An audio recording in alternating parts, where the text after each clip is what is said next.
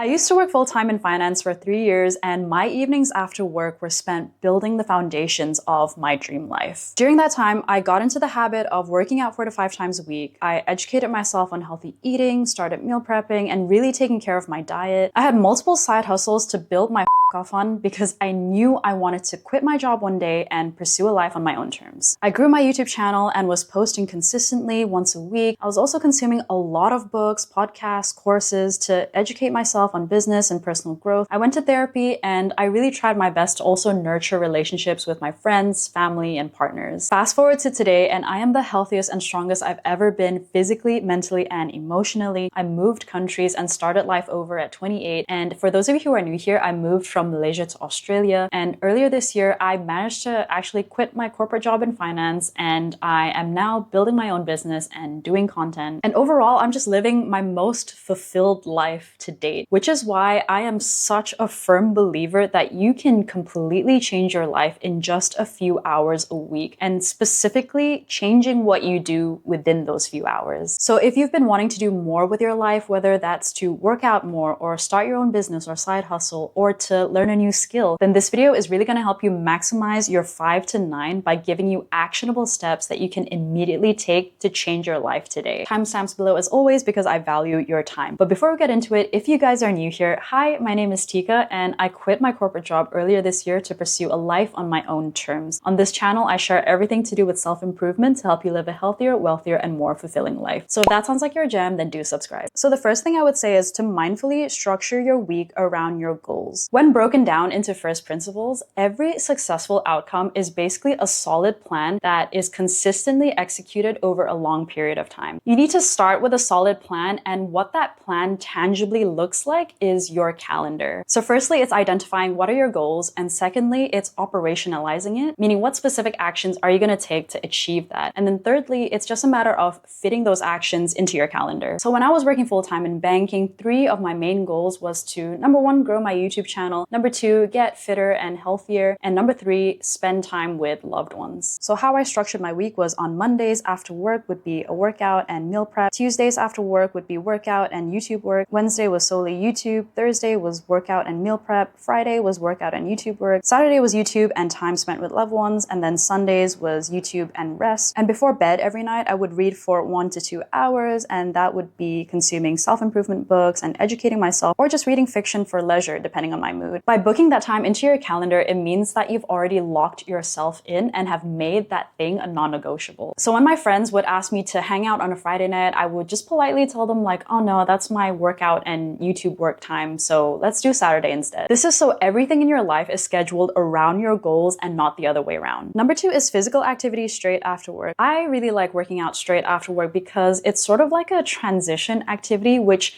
helps to switch my brain from work mode into leisure mode or after work mode. And to be fair, this is the perfect time because most people will finish work at 5, and then when you go to the gym, you'll spend like a couple hours there, you get home around 7ish, and that's already dinner time in which you're already hungry from your workout. What I used to do to save even more time was if I had 10 minutes in between meetings, then I would change into my gym clothes and I would pack my stuff for the gym. I would also have my pre-workout snack as I was finishing my last bits of work for the day, and this meant that as soon as I logged out of my computer, I could just immediately walk out the door. I didn't have to like spend another 30 minutes after work getting ready for the gym. And if you're not a gym person, then that's perfectly fine. But the fact of the matter is, if you want to be a healthy and functioning human being, you need some sort of physical activity in your day regardless. That could look like going for a walk around your neighborhood, or doing some yoga or stretches in your room, or maybe if you like going to workout classes with friends, then you can do that as well. There are so many options. Number 3 is swapping out net negative activities with net positive ones. And that is, put very simply, identifying all the things that you're currently doing right now that's not taking you closer towards your goals, and then swapping that out with activities that will. For example, before going to bed, I used to just watch Netflix or watch some YouTube or maybe text friends and scroll on social media, but I realized that wasn't taking me closer towards my goal, so I replaced that with reading instead. And most of the time, that is reading self-improvement books and books on business and just things that I know will better me in some way. But of course, that's not all all the time. Sometimes I do just like tucking into a good fiction book. And that honestly, in my opinion, is a lot better than just doom scrolling on Instagram. And another reason why I love reading before bed is that it helps me to really wind down after the day. I feel like when I'm on my phone and scrolling on social media, my brain is still activated and I'm not calm. In fact, I think it makes me more anxious, and I'm sure a lot of you can relate to this too. So by reading, it puts me in a calmer state, and that will help me to get better sleep and become more energized and become more productive overall. Just like how exercising is a great transition activity to take you from work mode to after work mode, reading is also an amazing transition activity to take you from alert mode and wake mode into sleepy mode. And if you're not a book person, then the alternative would be to maybe listen to a podcast whilst lying down in bed. One small nuance that I wanted to highlight here though is that net negative and net positive is very subjective, and that can look very different on different days. I'll be really honest with you, there are some days where I just want to completely zone out my brain and just watch some Netflix in bed or just have a chat with a friend over the phone for like an hour. But those days don't come around too often, and for the most part, I do enjoy tucking into a good book where I feel like I'm learning something new. Number 4 is on meal prepping. I am a huge advocate of meal prepping, and I genuinely think there are no downsides to this. I've personally been doing it for the past 9 years because it has been such a massive time saver for me. And in addition to saving time, it also removes the decision fatigue of deciding what you want to eat and cook every day. And so that frees up more mental bandwidth and like mental energy for you to focus on other things. It also prevents you from defaulting to eating unhealthy food when you've got nothing in the fridge. And it also saves you a lot of money because, again, it means that when there's nothing in the fridge, you don't default to ordering food or just buying takeout. So what I'll do is just grocery shop and then bulk cook twice a week so that whenever I'm hungry, I just go to the fridge, pop in the microwave for 2 minutes, and that's my meal sorted. And in my opinion, this is so much better than cooking fresh every single time because that can easily add another 30 minutes to an hour for every single meal that you have, because you have to prepare the ingredients, you have to cook it, and then afterwards you also have to deal with the washing up of the chopping boards and the pans that you use. That extra time really just compounds over the week. Number 5 is on making use of those in-between times. These are those random pockets of time that you have throughout the day. So for example, it could be your commute times to work, or it could be the 10 minutes that you have in between meetings, or those 5 minutes that you spend waiting for the kettle to boil whilst you're making tea, or whilst, you're waiting for a friend before meeting up with them. Taking advantage of those small pockets of time has been such a massive game changer for me in terms of my productivity, because during those times was when I would script for my YouTube videos. Those pockets of time do really accumulate over the week, and after a few days, I would have finished an entire script. Another way that I spend that time is also listening to Audible or podcasts, and then after a few days, I would have already finished an entire book or finished an entire podcast episode and learned something new. Another massive life hack is to use those pockets of time throughout the day to do the little mundane, boring life admin tasks. So for example, if I have bills to sort out, or I need to transfer money back to a friend, or if I need to sort something out with my insurance agent or whatever it is, I'll use those pockets of time throughout the day so that those tasks don't eat up into my precious after work hours. So those are the 5 things that I did to stop wasting my evenings after work. I hope these tips help you guys, and as always, take care and see you in the next video.